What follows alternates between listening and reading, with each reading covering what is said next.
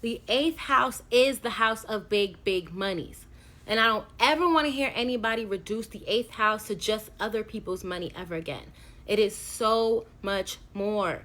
It's ultimately the house of give and take and the transformation that's produced from that give and take. It's the resource that you must share with others. Second house is the raw ingredients, and the eighth house is the finished product, basically.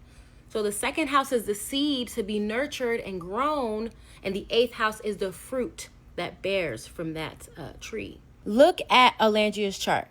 Her eighth house is in Aries. That means the resource that she needs to be sharing, the resource she needs to be sharing if she wants to get the big bucks is her physical self. And what is she famous for? Literally just being herself, right? She has her Venus and Saturn in the eighth house, and she's literally regarded as an authority on beauty. Like, she is the head bad bitch. The ruler of that eighth house is her Mars in the 10th house conjunct her sun. Mars sun conjunction is self-expression on steroids. Okay, so the way she's supposed to share this resource is on the world stage. And my sister is literally worldwide on you hoes. Okay, her second house of Libra is her gift. Her second house ruler, Venus, is in the 8th house conjunct Saturn. So she was meant to nurture that seed, okay, through doing hard, uncomfortable things, as well as being vulnerable enough to share herself with the world, right?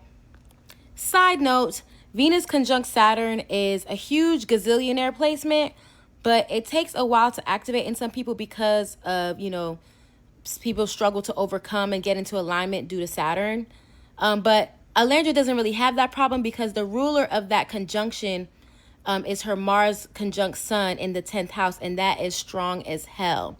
So Mars definitely helps speed up the process, okay? But anybody with the Venus Saturn conjunction, just know once you get in alignment, the money, it's waiting for you, okay? The money's there, okay? So you see, the 8th house isn't just other people's money. It's the thing that makes people want to give you their money. That's why the 2nd and 8th house axis rules wealth as a whole, because the 2nd house is your natural talents and gifts that you're meant to nurture, and the 8th house is what is supposed to ultimately come from that nurturing of those gifts. Drop in the comments who you want me to do next, because these are so fascinating and fun. And I'm actually coming out with a guide on Sunday. It's an Astrology Wealth guide that's going to detail the 2nd and 8th house, as well as the 3rd and 9th house, and how it can help you increase your wealth and get in alignment. So it's going to have all of the signs and the rulership. It's going to detail significations of the planets and the houses. It's going to be really in-depth, very easy to understand, and it's going to help you get into alignment, because alignment equals abundance. I will yell this from the rooftops. Alignment equals abundance, okay? So be on the lookout for that. It should be done by this Sunday. I'm honestly fighting for my life. I'm not going to lie. It is a task. It is a long task, because it's not just some AI bullshit that I'm putting together. Like, this is experiential knowledge, basically. It's observations. It's just me breaking it down in a way that's palatable for, you guys to understand. So that's it. That's all, y'all.